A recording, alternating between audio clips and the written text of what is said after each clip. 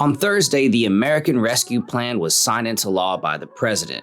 In this $1.9 trillion stimulus package, there are a ton of spending initiatives that will affect the economy. The federal government seems committed to keep printing money to make our economy stay above water. But there could be some lingering consequences for the federal government using the infinite money glitch. So let's look at what's included in the stimulus package, what affects us, and let's get to it.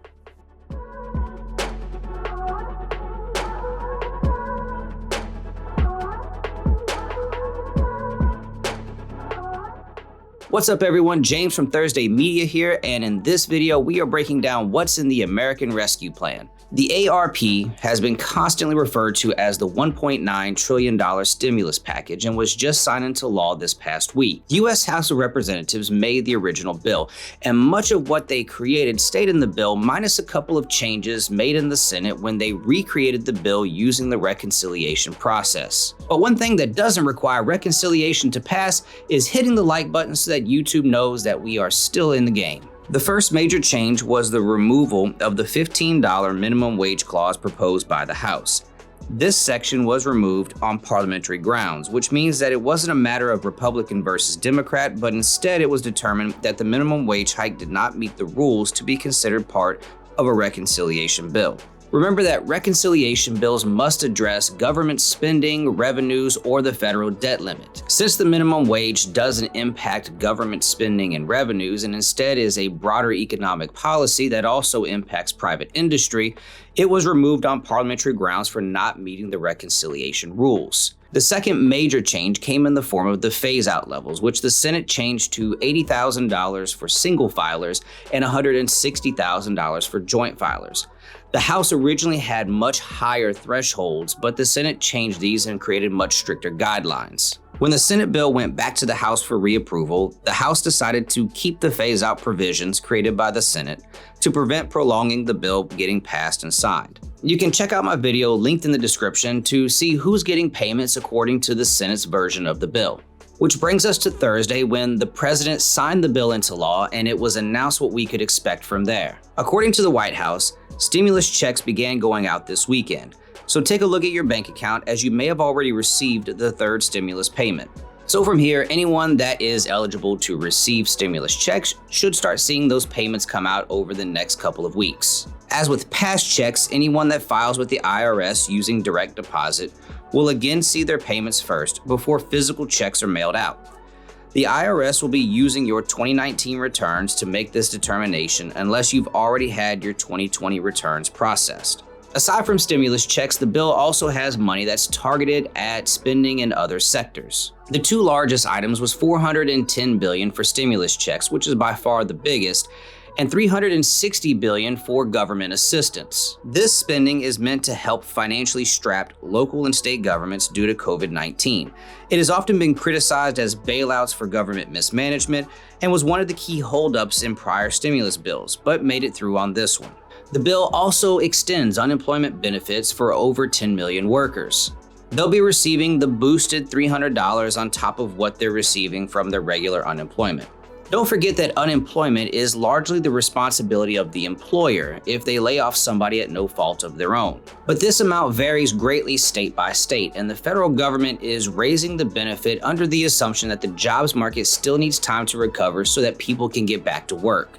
These three line items account for over 50% of the law's spending, but there is spending being allocated for education, tax credits, COVID response, small business, and health services. These account for another 32% of spending in the ARP and is meant to maintain money for COVID response in these sectors. Now, this is another massive round of money being printed and distributed, so there are some consequences to this bill. The most immediate drawback is that the IRS is now being pressed to get out stimulus checks, which is going to slow down their ability to process tax forms. This is in the middle of tax season, which is going to be a major drag on those who are expecting returns if they've recently filed or are filing soon. For many, their tax return will be greater than the $1,400 stimulus check, but there isn't a way to tell the IRS which one to prioritize. We will just have to prepare for the delay of getting our tax return later.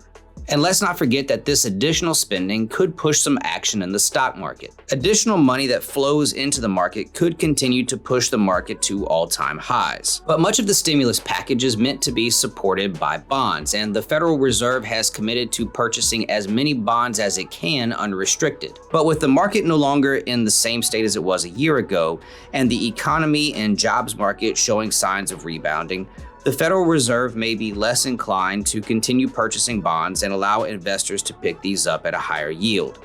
In order for investors to be interested in bonds, yields have to rise. So as a result of another stimulus package, bonds need to be enticing, which may mean another jump in bond yield and correction in the stock market. There is also some boost to the cryptocurrency market due to the anticipation for inflation. Longer term, the ARP has committed another $5,000 of debt per person in the United States. This pushes the total U.S. debt to $25 trillion, and this debt will eventually come due. So it may force the government long term to pull back on spending in many programs that are nice but non-essential.